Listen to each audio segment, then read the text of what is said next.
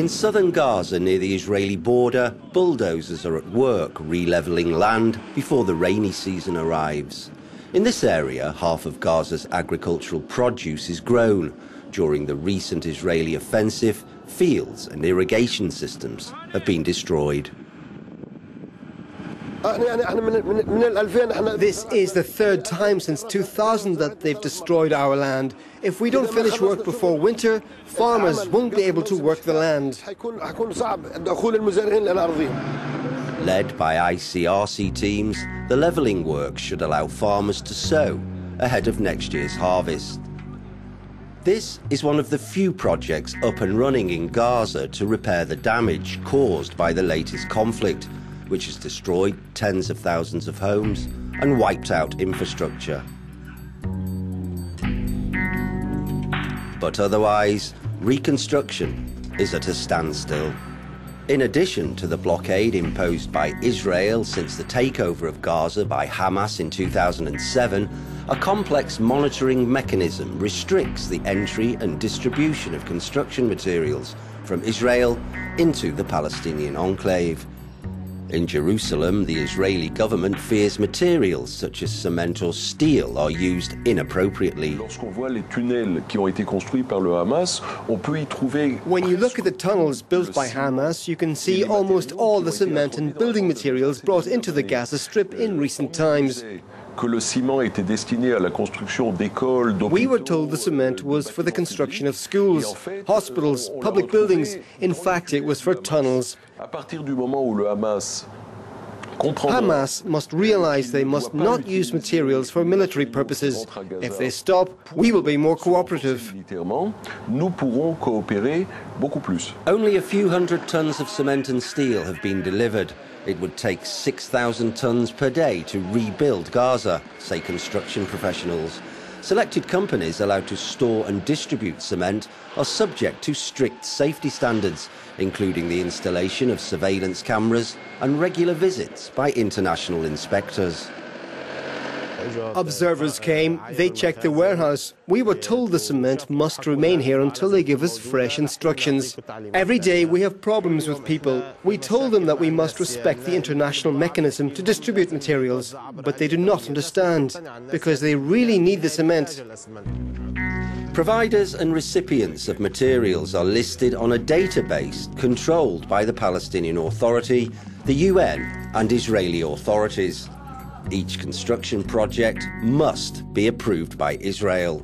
The building sector, which employs the bulk of the workforce in Gaza, has ground to a halt. Today, the whole economy is paralyzed, destroyed. As winter approaches, it will be very hard for those whose homes are destroyed. People suffer a lot. The destruction of some 350 industrial sites left thousands of workers without employment. This confectionery factory, the largest in the Gaza Strip and the West Bank, generated 450 direct jobs and as many indirect jobs. Even if it gets the green light to reconstruct, the plant is not ready to emerge from the rubble, says its director. Even if there is construction material in the market, we need the money, we need the cash to buy and to rebuild the factory and the building again.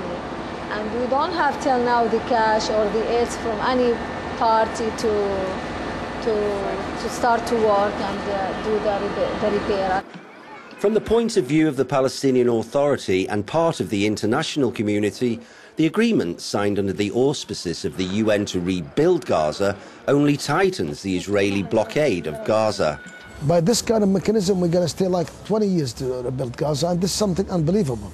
We're never going to rebuild Gaza. That means we're going to fail. Every day I go to my office, I see like more than 200 people every day in my office. They come into my office and they're shouting and they're crying at me. What are you doing for us? You're doing nothing. Your government doesn't do nothing. This means if we fail as a government, as a consistent government, we're going to have a problem in this area. I'm sure this is going to make the area not stable. Despite the reconciliation between Hamas in the Gaza Strip and Fatah in the West Bank, tensions are getting in the way of delivering on decisions agreed on, delaying reconstruction further.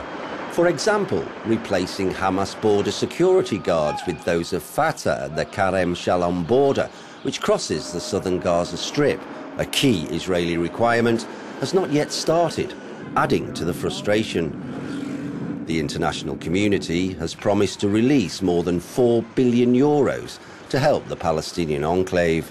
The European Union has pledged €450 million for 2015. Things will get better. The real challenge is to make sure that now that we have this agreement, that it is implemented in good faith. I don't think the agreement itself is supposed to be an answer to all the issues that bedevil Gaza. The only durable solution that exists for Gaza is obviously a political one between Israel and Palestine in terms of the peace process. That's further down the line. For now, people are in desperate need of shelter. The Office of the United Nations Relief for Palestinian Refugees continue assessing the damage. The agency estimates that more than 100,000 homes were partially or completely destroyed, affecting over 600,000 people. A situation that many fear could lead to a new cycle of violence if the Israeli blockade of Gaza is not lifted.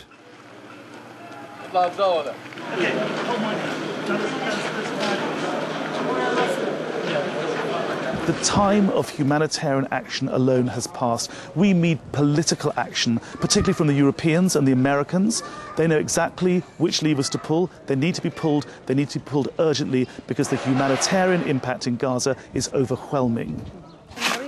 As the UN shelters are saturated, many of the displaced have no other choice but to live in the rubble of their homes, like Fatma and the 14 members of her family. The houses of the Sejaya district near the Israeli border came under heavy attack. There is a danger of collapse, and the children are sick. Engineers have told them not to stay. But there's nowhere else to go. The international community has promised to rebuild the house. Fatma no longer believes them. Many came to look. They're nothing. They come, they talk, they leave. We've seen nothing concrete. They look around, talk, they film us, take pictures, talk again and then go. The Arab world and the wider world are watching and doing nothing for us. They film, they watch people suffer. They look at us and say, that's really sad, really sad. That's all. Are we still alive? We're dead here, that's the truth. We're dead.